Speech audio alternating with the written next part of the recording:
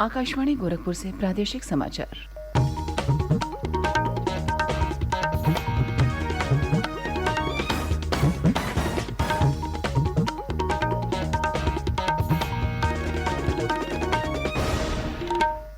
नमस्कार। समाचार बुलेटिन के साथ में शिवानी अरोरा। पहले मुख्य समाचार। प्रधानमंत्री नरेंद्र मोदी आज दिन में 11 बजे आकाशवाणी से मन की बात कार्यक्रम में देश विदेश के लोगों के साथ अपने विचार साझा करेंगे। लोक आस्था का महापर्व छठ आज पारंपरिक आस्था और उल्लास के वातावरण में मनाया जा रहा है। मुख्यमंत्री योगी आदित्यनाथ ने प्रदेशवासियों को छठ पर्व की हार्दिक बधाई और शुभकामनाएं दी। नदी घाटों और तालाब किनारे श्रद्धालुओं को सभी सुविधाएं उपलब्ध कराने का दिया निर्देश। और मुख्यमंत्री ने गृह विभाग के शीर्ष अधिकारियों के साथ बैठक की। कहा, मादक पदार्थों के अवैध कारोबार के खिलाफ अभियान को और तेज किया जाए। सभी जनपदों में साइबर थानों की स्थापना पर दिया जोर। अब समाचार विस्तार से। प्रधानमंत्री नरेंद्र मोदी आज दिन में 11 बजे आकाशवाणी से मन की बात कार्यक्रम में अपने विचार साझा करेंगे। कार्यक्रम का प्रसारण आकाशवाणी और दूरदर्शन के समूचे नेटवर्क, आकाशवाणी समाचार की वेबसाइट और news on AIR mobile app पर किया जाएगा। आकाशवाणी समाचार, दूरदर्शन समाचार, प्रधानमंत्री कार्यालय तथा सूचना और प्रसारण मंत्रालय के YouTube चैनलों पर भी कार्यक्रम सीधा प्रसारित किया जाएगा। आकाशवाणी से हिंदी प्रसारण के तुरंत बाद क्षेत्रीय भाषाओं में भी मन की बात का प्रसारण होगा। सूर्य उपासना के महापर्व छठ पर आज प्रदेश में विशेष रूप से पूर्वी जिलों में अत्यंत उत्साह है। लोग धार्मिक श्रद्धा और उल्लास के वातावरण में पर्व मना रहे हैं। कल खरना पूजन के बाद श्रद्धालु आज निर्जल उपवास पर हैं। आज शाम श्रद्धालु अस्ताचलगामी भगवान सूर्य को अर्घ देंगे और कल उगते हुए सूर्य को अर्घ देने के बाद अपना व्रत संपन्न करेंगे। इस बीच कल बाजारों में भीड़ भाड़ और चहल पहल रही।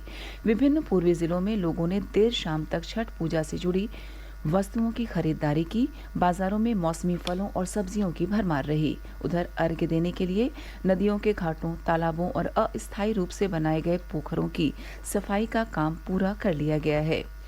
गोरखपुर, वाराणसी, बलिया, सिद्धार्थनगर, देवरिया सहित अन्य जनपदों में नदी घाटों और पोखरों के किनारे प्रशासन ने श्रद्धालुओं की सुविधा के लिए सभी प्रबंध सुनिश्चित किए हैं। भीड़ को नियंत्रित करने के लिए पर्याप्त संख्या में पुलिस बल तैनात किया गया है। लोगों की सुविधा के लिए अलग अलग स्थानों पर पार्किंग की व्यवस्था की गई है। उन्नाव की जिलाधिकारी अपूर्वा दुबे ने कल गंगा नदी के घाटों का निरीक्षण कर छठ पर्व की तैयारियों का जायजा लिया।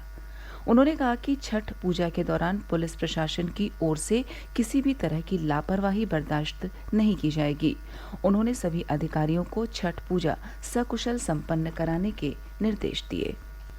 मुख्यमंत्री योगी आदित्यनाथ ने छठ पर्व पर नदी घाटों पर स्वच्छता, सुरक्षा, प्रकाश की पर्याप्त व्यवस्था, पार्किंग, पेयजल और शौचालय जैसी आवश्यक बुनियादी सुविधाएं उपलब्ध कराने के निर्देश दिए हैं।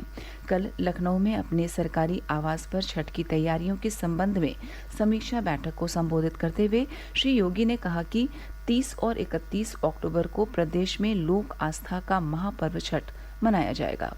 उन्होंने कहा कि यह पर्व प्रकृति के साथ मानव के जुड़ाव का संदेश देता है। मुख्यमंत्री ने कहा कि स्वच्छ और सुरक्षित छठ पर्व के लिए संबंधित जनपदों में लोगों की आवश्यकताओं के अनुसार सभी प्रबंध सुनिश्चित किए जाएं। उन्होंने कहा कि छठ पूजा वाली नदियों, तालाबों और अन्य जलाशयों में पानी की पर्याप्त उपलब्धता होनी चाहिए। मुख्यमंत्री ने कहा कि किसी भी आपात स्थिति से निपटने के लिए NDRF, SDRF की टीम तैनात की जाए। उन्होंने कहा कि छठ घाटों पर पर्याप्त संख्या में महिला पुलिसकर्मियों की भी तैनाती की जाए। मुख्यमंत्री योगी आदित्यनाथ ने प्रदेशवासियों को छठ पर्व की हार्दिक बधाई और शुभकामनाएं दी हैं। उन्होंने कहा कि छठ पर सभी आवश्यक सुविधाएं उपलब्ध कराने के अधिकारियों को निर्देश दिए गए हैं। अपने वीडियो संदेश में मुख्यमंत्री ने छठ पर्व पर सभी प्रदेशवासियों के कल्याण की कामना की। लोक आस्था, प्रकृति प्रेम, पवित्रता, आज सूर्य उपासना के महापर्व छठ पर हमारे तरफ से आप सब माता बहनें, आप भोजपुरी समाज के लोगों के बहुत बहुत मंगल कामना। छठी मैया की कृपा से हमारे प्रदेश में सबके जीवन में सुख आ खुशहाली बनल रहे, यही प्रार्थना बा। जय जय छठी मैया। प्रादेशिक समाचार आप आकाशवाणी गोरखपुर से सुन रहे हैं। यह समाचार बुलेटिन हमारे YouTube channel AIR news Gorakhpur और ट्विटर हैंडल AIR न्यूज_GKP पर भी उपलब्ध है। मुख्यमंत्री योगी आदित्यनाथ ने साइबर अपराध के खिलाफ अभियान को और तेज करने का निर्देश दिया है। गृह विभाग के शीर्ष अधिकारियों के साथ कल बैठक में मुख्यमंत्री ने मादक पदार्थों के अवैध कारोबार के खिलाफ भी सख्ती बरतने के लिए कहा है। श्री योगी ने कहा कि हर जिले में साइबर थाना खोलने के साथ ही उनके संचालन पर भी नजर रखी जाए। मुख्यमंत्री ने कहा कि हर जिले में साइबर थाना खुलने से इस अपराध से जुड़े मामले एक ही जगह पर दर्ज होंगे, जिससे उनकी पड़ताल आसानी से की जा सकेगी। उन्होंने कहा कि महिला सुरक्षा व उसके स्वावलंबन के लिए चलाई जा रही सेफ सिटी परियोजना उपयोगी सिद्ध हो रही है। इस परियोजना के माध्यम से modern control room, pink police booth, Asha Jyoti Kendra, CCTV कैमरे, महिला थानों में हेल्प डेस्क, बसों में पैनिक बटन और अन्य सुरक्षा उपायों को लागू करने में सहायता मिली है। मुख्यमंत्री ने कहा कि उत्तर प्रदेश पुलिस देश का सबसे बड़ा नागरिक पुलिस बल है। इसकी योग्यता और कार्यकुशलता की आज देश दुनिया में सराहना होती है।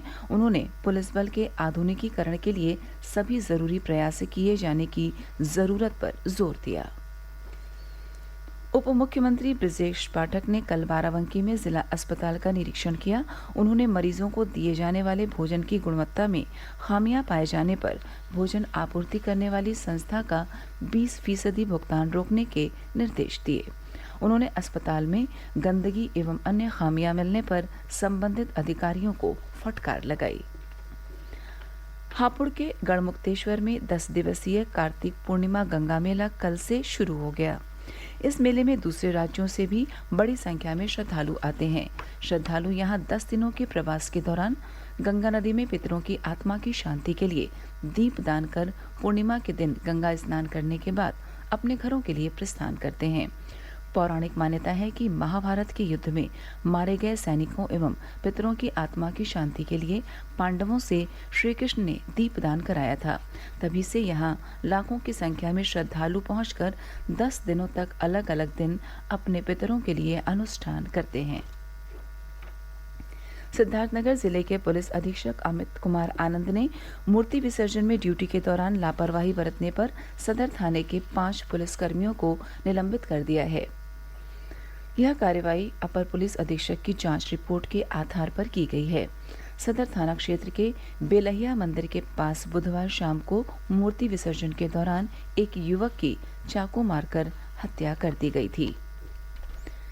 निर्वाचन आयोग चुनाव प्रबंधन निकायों की भूमिका, संरचना और क्षमता विषय पर 2 दिन के अंतर्राष्ट्रीय सम्मेलन का आयोजन करेगा।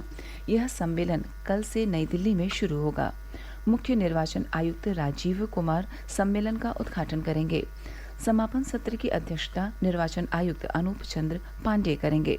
11 देशों के चुनाव प्रबंधन निकायों के करीब 50 प्रतिभागियों के इस कार्यक्रम में हिस्सा लेने की संभावना है। पीलीभीत जनपद में बीसलपुर दियोरिया मार्ग पर मानपुर तिराहे के पास कल शाम अज्ञात वाहन ने मोटरसाइकिल से जा रहे 3 लोगों को टक्कर मार दी। हादसे में 2 लोगों की मौके पर ही मृत्यु हो गई और एक अन्य घायल हो गया।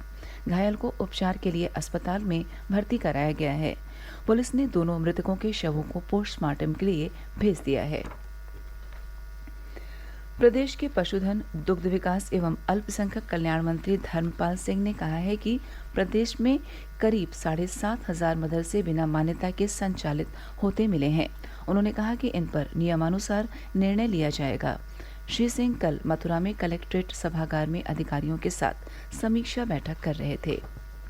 और अंत में इस बुलेटिन के मुख्य समाचार एक बार फिर। प्रधानमंत्री नरेंद्र मोदी आज दिन में 11 बजे आकाशवाणी से मन की बात कार्यक्रम में देश विदेश के लोगों के साथ अपने विचार साझा करेंगे। लोक आस्था का महापर्व छठ आज पारंपरिक आस्था और उल्लास के वातावरण में मनाया जा रहा है। मुख्यमंत्री योगी आदित्यनाथ ने प्रदेशवासियों को छठ पर्व की हार्दिक बधाई और शुभकामनाएं दी। नदी, घाटों और तालाब किनारे श्रद्धालुओं को सभी सुविधाएं उपलब्ध कराने के दिए निर्देश। और मुख्यमंत्री ने गृह विभाग के शीर्ष अधिकारियों के साथ बैठक की। कहा, मादक पदार्थों के अवैध कारोबार के खिलाफ अभियान को और तेज किया जाए। सभी जनपदों में साइबर थानों की स्थापना पर दिया जोर। इसी के साथ प्रादेशिक समाचार समाप्त हुए। नमस्कार।